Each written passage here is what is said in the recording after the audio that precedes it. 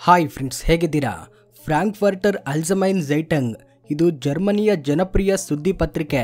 ಈ ಪತ್ರಿಕೆ ಎಷ್ಟು ಜನಪ್ರಿಯವೆಂದರೆ ಜರ್ಮನಿಯ ಒಳಗೂ ಹೊರಗೂ ಇರುವ ರಾಜಕಾರಣಿಗಳು ಈ ಪತ್ರಿಕೆಯನ್ನ ಓದುತ್ತಾರೆ. ಏಕೆಂದ್ರೆ ಈ ಪತ್ರಿಕೆ ಸುದ್ದಿಗಳನ್ನ ಪ್ರಕಟಿಸುವಾಗ ನೀತಿ ನಿಯಮಗಳನ್ನ ಪಾಲಿಸುತ್ತದೆ. ಹೆಚ್ಚಿನ ಸಂದರ್ಭಗಳಲ್ಲಿ ಸತ್ಯದ ಸುದ್ದಿಗಳನ್ನೇ ಪ್ರಕಟಿಸುತ್ತದೆ. ಈಗ ಭಾರತ ಮತ್ತು ಅಮೆರಿಕ ನಡುವೆ ನಿಖರವಾಗಿ ಹೇಳಬೇಕಂದ್ರೆ ಭಾರತ ಮತ್ತು ಟ್ರಂಪ್ರ ನಡುವೆ ಉಪ್ಪು ಮತ್ತು ಬೆಂಕಿಯಂತಹ ವಾತಾವರಣವು ಹರಡಿಕೊಂಡಿದೆ. ಟ್ರಂಪ್ ಭಾರತವನ್ನ ಕೀಳಾಗಿ ಧೈರ್ಯ ಕುಗ್ಗಿಸುವ ರೀತಿಯಲ್ಲಿ ಮಾತನಾಡ್ತಿದ್ದಾರೆ ಎನ್ನುವುದಕ್ಕಿಂತ ದಾಳಿ ಮಾಡ್ತಿದ್ದಾರೆ ಎಂದು ಹೇಳಬಹುದು. ಇಂತಹ ಸಂದರ್ಭದಲ್ಲಿ ನಮ್ಮ ಭಾರತದ ಪ್ರಧಾನಮಂತ್ರಿ ನರೇಂದ್ರ ಮೋದಿ ಅವರು ಟ್ರಂಪ್ರನ್ನ ತೃಪ್ತಿಪಡಿಸಲು ಯಾವುದಾದ್ರೂ ಕ್ರಮಗಳನ್ನ ತೆಗೆದುಕೊಳ್ತಿದ್ದಾರೆಯೇ? ಟ್ರಂಪ್ ವಿಶ್ವದ ದೊಡ್ಡ ದೇಶದ ಅಧ್ಯಕ್ಷರಲ್ಲವೇ? ವಿಶ್ವದ ದೊಡ್ಡಣ್ಣನೆಂದು ಭಾವಿಸುವ ದೇಶದ ಸರ್ವೋಚ್ಚ ನಾಯಕನಲ್ಲವೇ ಎಂದು ಅವರ ಮುಂದೆ ಕೀಳಾಗಿ ಒಪ್ಪಿಕೊಳ್ಳಲು ಪ್ರಯತ್ನಿಸುತ್ತಿದ್ದಾರೆಯೇ? ಎಂದಿಗೂ ಇಲ್ಲ. ಮೋದಿಯವರು ಯಾವುದೇ ರೀತಿಯಲ್ಲಿ ಆ ರೀತಿ ಮಾಡ್ತಿಲ್ಲ. ಟ್ರಂಪ್ರನ್ನ ಸಂಪೂರ್ಣವಾಗಿ ಕಡೆಗಣಿಸ್ತಿದ್ದಾರೆ. ಟ್ರಂಪ್ರನ್ನ ಕಸದಂತೆ ತಿರಸ್ಕರಿಸ್ತಿದ್ದಾರೆ. ಟ್ರಂಪ್ಗೆ ಉತ್ತರವನ್ನ ಕೊಡ್ತಿಲ್ಲ.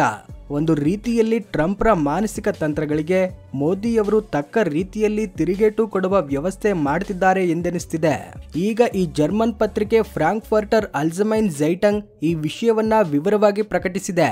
ಟ್ರಂಪ್ರನ್ನ ಮೋದಿಯವರು ಕಡೆಗಣಿಸ್ತಿದ್ದಾರೆ ಎಂದು ಟ್ರಂಪ್ 4 ಬಾರಿ ಸ್ವತಃ ಕರೆ ಮಾಡಿದ್ರು ಕೂಡ ಮೋದಿಯವರು ಟ್ರಂಪ್ರ ಕರೆಯನ್ನ ಎತ್ತಲಿಲ್ಲ, ಉತ್ತರವನ್ನ ಕೊಡಲಿಲ್ಲ ಎಂದು ಪತ್ರಿಕೆಯು ಸ್ಪಷ್ಟವಾಗಿ ಬರೆದಿದೆ. ಅಮೆರಿಕ ಮತ್ತು ಅಮೆರಿಕದ ನಾಯಕರು ತಾವು ವಿಶ್ವದ ನಾಯಕರೆಂದು ಭಾವಿಸ್ತಾರೆ. ನಾವು ಹೇಳಿದ್ದೇ ವೇದವಾಕ್ಯ, ಪ್ರಪಂಚವು ನಮ್ಮ ಮುಂದೆ ಮಂಡಿಯೂರ್ಬೇಕು, ಇಲ್ಲವಾದ್ರೆ ನಿರ್ಬಂಧಗಳನ್ನ ಹೇರಿ ತೆರಿಗೆಗಳನ್ನ ವಿಧಿಸ್ತೇವೆ ಎಂದು ಗರ್ಜಿಸುತ್ತಾರೆ. ಟ್ರಂಪ್ ಬಂದ ನಂತರ ಅವರ ತೆರಿಗೆಗಳ ಬಗ್ಗೆ ಇಂತಹ ಗರ್ಜನೆಯನ್ನ ಮಾಡ್ತಿರುವುದನ್ನ ನಾವೆಲ್ಲರೂ ಕೇಳಿದ್ದೇವೆ. ಇಂತಹ ಸಂದರ್ಭದಲ್ಲಿ ಟ್ರಂಪ್ ಕನಿಷ್ಠ 4 ಬಾರಿ ಮೋದಿಯವರಿಗೆ ಕರೆ ಮಾಡಿದ್ದಾರಂತೆ. ಆದ್ರೆ ಮೋದಿಯವರು ಟ್ರಂಪ್ರ ಕರೆಯನ್ನ ಎತ್ತಿಲ್ಲ, ಮಾತನಾಡಿಲ್ಲ ಎಂದು ಈ ಜರ್ಮನ್ ಪತ್ರಿಕೆಯಾದ FAZ ಪ್ರಕಟಿಸಿದೆ. ಆದ್ದರಿಂದ ಮೋದಿಯವರು ಟ್ರಂಪ್ರ ಕರೆಯನ್ನ ಏಕೆ ಎತ್ತಿಲ್ಲ, ಏಕೆ ಉತ್ತರ ಕೊಡುತ್ತಿಲ್ಲ ಎಂಬ ವಿಷಯವು ಈಗ ದೊಡ್ಡ ಚರ್ಚೆಯ ವಿಷಯವಾಗಿದೆ. ಈ ಬಗ್ಗೆ ಹಲವಾರು ಪ್ರಮುಖರು ವಿಶ್ಲೇಷಣೆ ಮಾಡ್ತಿದ್ದಾರೆ. ಆ ವಿಶ್ಲೇಷಣೆಗಳು ಏನು ಎಂಬುದನ್ನ ಈ ವಿಡಿಯೋದಲ್ಲಿ ಸ್ಪಷ್ಟವಾಗಿ ತಿಳಿಸ್ತೇನೆ. ಆದ್ದರಿಂದ ವಿಡಿಯೋನ ಕೊನೆಯವರೆಗೂ ನೋಡಿ. ಹಾಗೇನೆ ದಯವಿಟ್ಟು ಈ ವಿಡಿಯೋಗೆ ಲೈಕ್ ಮಾಡಿ ಮತ್ತು ನಮ್ಮ ಚಾನೆಲ್ಗೆ ಸಬ್ಸ್ಕ್ರೈಬ್ ಆಗಿ.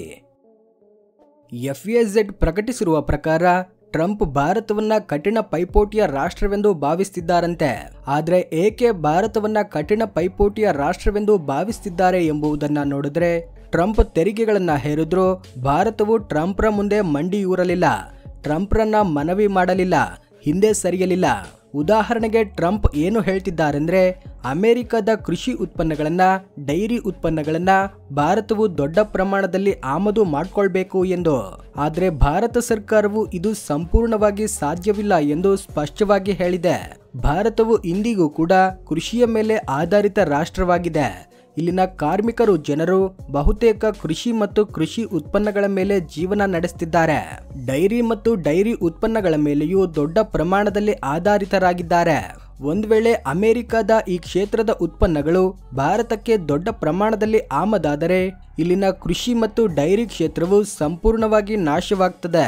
ಕೋಟ್ಯಾಂತರ ಜನರು ಉದ್ಯೋಗ ಕಳೆದುಕೊಂಡು ರಸ್ತೆಗೆ ಬೀಳ್ತಾರೆ. ಈ ಸಮಸ್ಯೆಯನ್ನ ಪರಿಹರಿಸುವುದು ಭಾರತ ಸರ್ಕಾರಕ್ಕೆ ತಲೆನೋವಾಗ್ತದೆ, ತುಂಬಾ ಕಷ್ಟಕರವಾದ ಕೆಲಸವಾಗ್ತದೆ. ಆದ್ದರಿಂದ ಮೋದಿಯವರು ಯಾವುದೇ ಕಾರಣಕ್ಕೂ ಇದಕ್ಕೆ ಅವಕಾಶ ಕೊಡೋದಿಲ್ಲ ಎಂದು ಸ್ಪಷ್ಟವಾಗಿ ಹೇಳಿದ್ದಾರೆ. ಇದು ಟ್ರಂಪ್ಗೆ ಕೋಪವನ್ನ ಉಂಟು ಮಾಡಿರುವ ವಿಷಯ ಆಗಿದೆ. ಭಾರತ ಮತ್ತು ಅಮೆರಿಕದ ನಡುವಿನ ವಾಣಿಜ್ಯ ಕೊರತೆಯನ್ನ ಕೃಷಿ ಮತ್ತು ಡೈರಿ ಉತ್ಪನ್ನಗಳನ್ನ ಭಾರತಕ್ಕೆ ದೊಡ್ಡ ಪ್ರಮಾಣದಲ್ಲಿ ರಫ್ತು ಮಾಡುವ ಮೂಲಕ ಕಡಿಮೆ ಮಾಡಬೇಕೆಂದು ಟ್ರಂಪ್ ಯೋಜನೆ ಹಾಕಿದ್ದಾರೆ. ಇಂದಿನ ದಿನದಲ್ಲಿ ಭಾರತ ಮತ್ತು ಅಮೆರಿಕದ ನಡುವಿನ ವಾಣಿಜ್ಯವು ಹೇಗಿದೆ ಎಂದ್ರೆ, ಭಾರತವು $87.3 ಬಿಲಿಯನ್ ನಷ್ಟು ರಫ್ತನ್ನ ಅಮೆರಿಕಾಗೆ ಮಾಡ್ತಿದೆ. ಆದ್ರೆ ಅಮೆರಿಕವು ಭಾರತಕ್ಕೆ ಕೇವಲ $41.5 ಬಿಲಿಯನ್ ನಷ್ಟು ಆಮದು ಮಾಡ್ತಿದೆ. ಆದ್ದರಿಂದ ಈ ರೀತಿಯ ಕೊರತೆ ಇದೆ. ಈ ಕೊರತೆಯನ್ನ ಕಡಿಮೆ ಮಾಡಲು ಅಮೆರಿಕವು ಭಾರತಕ್ಕೆ ಕೃಷಿ ಮತ್ತು ಡೈರಿ ಉತ್ಪನ್ನಗಳನ್ನು ರಫ್ತು ಮಾಡಬೇಕೆಂದು ಟ್ರಂಪ್ ಯೋಚಿಸುತ್ತಿದ್ದಾರೆ. ಆದ್ರೆ ಇದು ಭಾರತಕ್ಕೆ ಜೀವಹಾನಿಯ ಸಮಸ್ಯೆಯಾಗಿ ಪರಿಣಮಿಸುತ್ತದೆ. ಆದ್ದರಿಂದ ಮೋದಿಯವರು ಇದನ್ನ ತೀವ್ರವಾಗಿ ತಿರಸ್ಕರಿಸುತ್ತಿದ್ದಾರೆ. ಟ್ರಂಪ್ 4 ಬಾರಿ ಕರೆ ಮಾಡಿದ್ದಾರೆ ಎಂದುಕೊಂಡ್ರೆ ಈ ವಿಷಯದ ಬಗ್ಗೆಯೇ ಟ್ರಂಪ್ ಮಾತನಾಡ್ತಾರೆ ಎಂದುಕೊಳ್ಳಬಹುದು.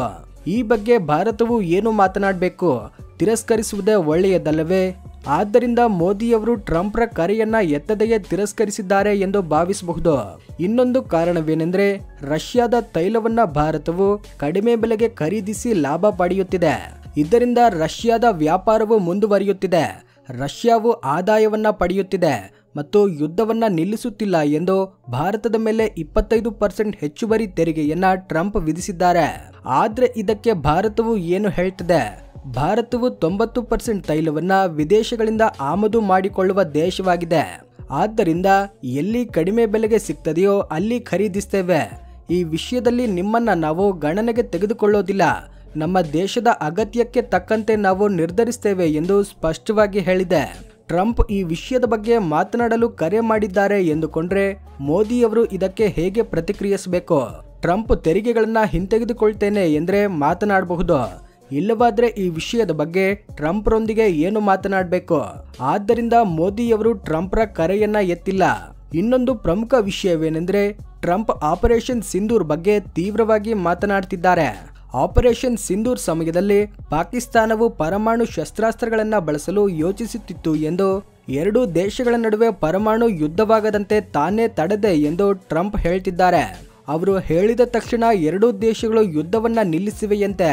ಇದು ಸಂಪೂರ್ಣವಾಗಿ ತನ್ನ ಕೀರ್ತಿ ಎಂದು, ತನಗೆ ನೊಬೆಲ್ ಶಾಂತಿ ಪುರಸ್ಕಾರ ಬೇಕು ಎಂದು ಟ್ರಂಪ್ ಹೇಳ್ತಿದ್ದಾರೆ.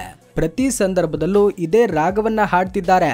ನಿನ್ನೆ ನಡೆದ ಒಂದು ಸಭೆಯಲ್ಲೂ ಕೂಡ ಅವರು ಇದೇ ಮಾತನ್ನ ಆಡಿದ್ದಾರೆ. ಇದು ಮೋದಿಯವರ ಸರ್ಕಾರಕ್ಕೆ ತೀವ್ರವಾದ ಅವಮಾನವಾಗಿ ಪರಿಣಮಿಸಿದೆ. ಭಾರತದ ವಿರೋಧ ಪಕ್ಷಗಳು ಈ ವಿಷಯವನ್ನ ತೆಗೆದುಕೊಂಡು ಮೋದಿಯವರನ್ನ ತೀವ್ರವಾಗಿ ಗುರಿಯಾಗಿಸಿವೆ. 11 ವರ್ಷಗಳಿಂದ ಅಧಿಕಾರ ಕಳೆದುಕೊಂಡು ಮೋದಿಯವರನ್ನ ಗೆಲ್ಲಲಾಗದೆ ವಿರೋಧ ಪಕ್ಷಗಳು ಯಾವುದಾದ್ರೂ ರೀತಿಯಲ್ಲಿ ಮೋದಿಯವರ ಚಿತ್ರಣವನ್ನ ಹಾಳು ಮಾಡಲು ಯೋಜನೆಗಳನ್ನ ರೂಪಿಸ್ತಿವೆ. ಇಂತಹ ಸಂದರ್ಭದಲ್ಲಿ ಟ್ರಂಪ್ರ ಈ ರಾಗವು ಅವರಿಗೆ ತುಂಬಾ ಉಪಯುಕ್ತವಾಗಿದೆ. ಟ್ರಂಪ್ ಹೇಳಿದ್ರೇನೆ ಆಗುತ್ತದೆಯಾ ಎಂದು ವಿರೋಧ ಪಕ್ಷಗಳು ಗರ್ಜಿಸಿವೆ. ಆದ್ದರಿಂದ ಟ್ರಂಪ್ ಕರೆ ಮಾಡಿದರೆ ಮೋದಿಯವರು ಅವರಿಗೆ ಉತ್ತರಿಸುವ ಅಗತ್ಯವೇನಿದೆ? ಟ್ರಂಪ್ ನೇರವಾಗಿ ಮೋದಿಯವರ ಸರ್ಕಾರವನ್ನ ಗುರಿಯಾಗಿಸುತ್ತಿದ್ದಾರೆ ಎಂಬುದು ತಿಳಿಯುತ್ತದೆಯಲ್ಲವೇ? ತನ್ನನ್ನ ಗುರಿಯಾಗಿಸುವವರೊಂದಿಗೆ ಏನು ಮಾತನಾಡಬೇಕು?